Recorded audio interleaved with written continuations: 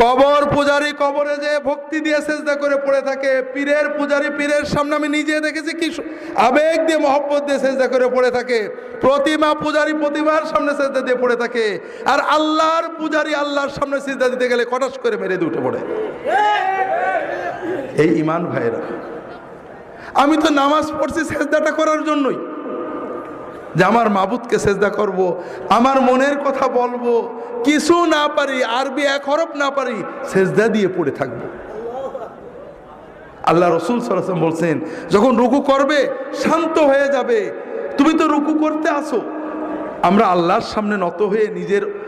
নিজের দাসত্ব প্রকাশের জন্যই তো নামাজে দাঁড়াইছি, কিচ্ছু পারিনি, সব মাপ, কিন্তু মাথাটা নিচু করে রুকুতে গেলাম, দাঁড়ালাম, দাঁড়িয়ে কি দাঁড়িয়ে পুরো না দাঁড়িয়ে, অধিকাংশ মানুষ আপনারা পুরো ইমাম জামাতে যখন পড়েন ইমামের জন্য